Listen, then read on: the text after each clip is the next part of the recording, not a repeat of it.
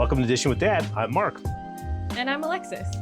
We are going to play This or That Beverage Edition today. Boom. Ooh. Yeah. So Love this is it. going to be a this or that, or maybe a versus, however you want to call it. You guys decide You just out call there. it this or that. Yeah. I can call it this or that, but it might stray into a versus depending on our passion for the specific beverage combo. Coffee or tea? Coffee. Coffee. Yes, coffee.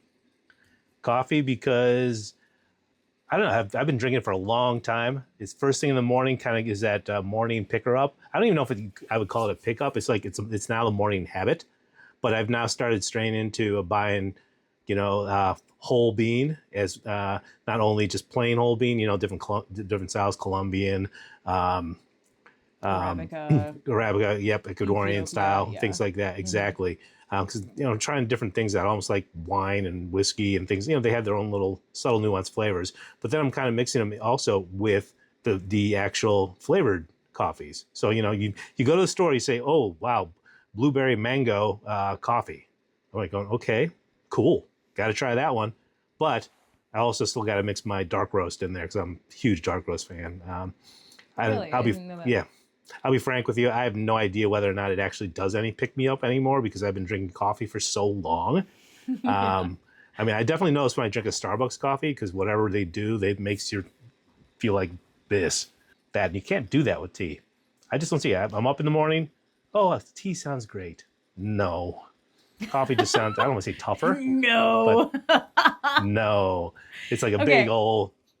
No. So I love coffee. I think I've been drinking coffee since I was 7 and I'm 5'8". So no, I don't think it stunted my growth. And I wouldn't say like I was, at 7 years old, I was like, give me a cup of coffee or whatever, right? Like smacking the table and looking at somebody in the aisle, sitting on my stool being like, give me a coffee, right? No. That wasn't what I'm saying. Like I could tolerate it starting at 7. I probably started drinking it more in high school. And I mean, honestly, I'm a major tea drinker. It's just that like I really love. Lately, I've been on such a coffee kick that I'd said coffee for this. That said, I was gonna say you used to buy a whole bunch of tea for everybody anywhere you went. Oh, I love you'd tea. show back up the house. Oh, here I got this big brick of tea for you guys, different flavors and stuff like that. Oh, Here yeah. you go.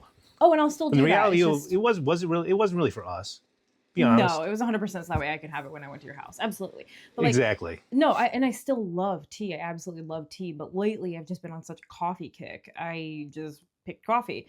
And I think there is a time and a place for tea. I think there's more variety and depth with tea that I've found that can be consistent over multiple countries versus with coffee, right? Because many countries don't grow coffee. Yes, you have those different nuances and those things, but I found that tea has so many different varieties of herbs and flowers and spices and that I just find that there's more variety with tea. So I do love tea from that standpoint. I recently had a friend come over and she brought over barley tea that she brought or that she got from China. And it was amazing. And now I really love barley tea. But right now I'm currently drinking an iced coffee in my awesome mug that I love. So when you call it an iced coffee, is it just a regular coffee you threw ice into or a regular coffee that's actually just cold? No, I threw ice into it. Okay. All right. Fair enough. And that's about that, you get to that certain times of the year where an iced coffee sounds good. You want coffee, but you don't want a hot coffee, right? Yeah. We've all been to where even hot tea or whatever hot morning drink that you have, it's 75 degrees out. You grab that and you sit outside and you're like already, you're sweating the bullets at that point. All right. Let's go farther in here. Decaf or regular calf? I don't even know what decaf is. Just say regular calf then. No, honestly, I used to do the decaf thing at night if I wanted something hot to drink versus tea. It just didn't strike me, so I ended up just drinking regular coffee, and it really doesn't keep me up. But I will admit, though, if I am searching for a hot drink at night, I'm going to grab a tea. Okay, there's just there's a soothing feeling at that stage of the night. You're ready to go. You call it a night. It just feels right, I guess you would say. And the different flavors help that out too. I will drink decaf. Okay, I'll drink decaf, but I will. Yeah, but I wouldn't go out of my way for it. I will drink decaf if I know I'm not supposed to have caffeine. Like let's just say it's like 6 o'clock in the evening, right? Like I'm not really supposed to have caffeine, but like I'm trying to, or I'll do a half calf, right? Like I'll do a mix. But like if I know I'm not supposed to be like, if I'm trying to go to bed, right? But I want to power through, Yeah, I don't get the declutter your same level mind. of focus that I do with the taste of tea versus then with the taste of coffee. So like that's actually why I'll Okay. drink decaf. So like I have a ton of Okay. decaf espresso pods, like with my Nespresso machine that I Yeah. love decaf, because it makes it Okay. feel like it tastes like coffee, but I know I'm not going to get like All right. the So, awaken feeling. so, espresso fan? I love espresso. Yeah, I See, love espresso. I've grown to love espresso too. Now, I've had to learn that it is okay to have a very small amount of it. It's okay that there will be a very small amount of it. Mm-hmm. Okay, enjoy it. All right. Now, do I feel like don't get me wrong. I'll pull up, pull down on the espresso machine twice just to get the bigger cup. The Americano size. Yeah, yeah, yeah. You're Okay. talking about your Nespresso. By the way, we're not talking about espresso makers. Like we're talking about like Yeah. Nespresso. Yeah, Nespresso and those. But I don't have an espresso maker. Would love to have one. Not a big fan of American side continent espresso. Not a big fan. Okay. Love it overseas. Occasionally, I'll find a coffee shop that does their own roasting that does an espresso with it, and it's amazing. But it's not really easy. And there, especially the Mexican cafes I've found in Baltimore, Yeah. they do a killer espresso. Oh, okay. To me, espresso is like a mood thing. Hmm. And I love the idea of sitting in a cafe in Paris and just drinking an espresso multiple times. Always look forward to it when I go over. Okay. And after doing it that way, yeah, definitely seemed like that. If nothing else, the atmosphere contributed to the goodness of the espresso in comparison. Just drinking in my house or just walking out on the patio and drinking it out there. It doesn't have that vibe. All right, so I don't want to say we beat that enough, but we got a few more that I want to try to get into here. All right, go for it. All right, let's see. How about wine versus beer? Wine. Not even close. No, wine. What's your answer? Oh boy, beer. All right, I love wine, man. Like you guys took me to wineries when I was young. I wasn't drinking, obviously, but like I fell in love with.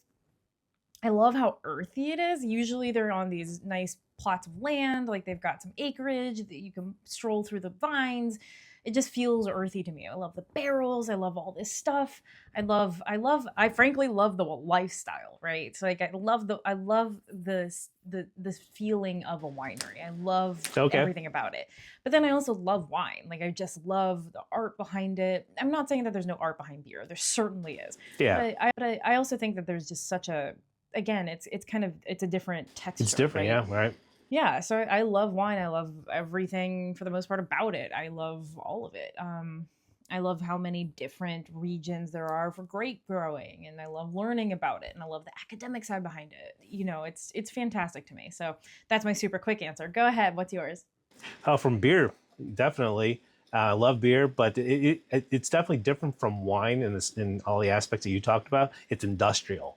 It's always seems a lot of them be set in industrial parks. It's like you have to trust your GPS. Yes, it is taking you into the seedy side of the industry, but it's there. And then when you get there, it's like the most awesome place because they built this whole activity zone around it. It's dog friendly or pet friendly, we'll call it. Although dogs are the only other thing that I've ever seen there. And they've got everything that you could think of to do. We get the TVs, but you can also sit there and just hang out and drink a beer and just talk with people. It's definitely a winery in a different way as far as setup is concerned. I like the concept of the winery. I love going to wineries and sitting outside and just wandering around with the wine in your glass in your hand. There's something like that, but there's also something about sitting there with a glass of beer and just talking and canoodling with your friends, the whole Canoodling time. with your friends, Yes. Dad? Yeah. Yeah. Canoodling. You're canoodling with your friends. What's the difference? Well, usually canoodling implies something sexual Is it? Okay. nowadays, or at least in my world. Yeah. Another reason I prefer beer more than wine, it's easier to visit places in one day. more places Sure, in yeah, one it's day. definitely lighter. No, frankly, if you're doing a winery hopping thing, you should really either be spitting out a lot more if you're going to be visiting more than Yeah. 3, or really limit it to 3, because you at some point you're just like, look, if you're trying to do it to get sloshed, then you can go to as many as you want. But if you're trying to do it to experience and taste and learn, then don't do more than 3. That's really kind of the general rule of thumb. Next one, okay? Tequila versus whiskey or bourbon. Ooh. Ooh. Ah. Ooh. I think I might actually go for tequila because of the mezcal aspect. Ooh, Miss Mezcal. Okay. All Mm-hmm. right. That's my current thing. I mean, don't get me wrong, we can talk about my whiskey history in a second, but how about you? Oh, I'm a bourbon person. Bourbon Yeah. whiskey. Look, I love whiskey. I've done whiskey tastings. I've I don't know if it means I'm an alcoholic, but there was a one time where I did a blind tasting of 6 different ones and I named each one of them correctly. So there is that, Hmm. but currently I'm on a mezcal kick. I love tequila and mezcal, specifically mezcal. I just love the smokiness behind it. It reminds me a lot of bourbon, but I feel like Oh it's yeah, it's definitely. lighter for me. So it's kind of like I don't want to say my journey in bourbon's complete. No, not nearly. But it's that I've been like, okay, like I kind of want to explore this world and learn more about it and read about it. When it comes to beverages, whether it's coffee or tea or wine or beer or what have you, I really love to read about it. I'm kind of a nerd that way. So in this case, like I've read about bourbon, but now Yeah, so, exactly. and then in Oaxaca, I've been to lots of mezcalerias. So I love mezcal. Okay. So when you go to the store, do you like look at the whole rack and just say, "I'll try this one," or really read Yeah, closely and say, that's kind "Okay, of how I'm feeling with it right now, because that's kind of how I felt like with bourbon for the longest time. Was I would like, okay, let's try this, let's try this, let's try this. But now it's like if I can go to a place that does like mezcal tastings or flights or what have you, and I'm actually starting to go into that with sake too. I'm like, I want oh to learn yeah, more about it. I want to learn more about the processes, the regions. Tell me about the different makers, etc. So it doesn't yeah, have the same kind of rules that wine does, where it's only champagne with a capital C if it's from Champagne, right? Like yeah, so I'm really enjoying it. I'm learning a lot about it, and the most important thing is it tastes good. So that's where I'm at. yep." Well, that's the important thing. Yeah, I think the smokiness kind of helps it a little bit as far as being able to get through it if you're not a tequila fan, because the smokiness just adds that little extra zing to it. Yeah. Now, from a bourbon side, definitely, I've got plenty of bourbon in my life.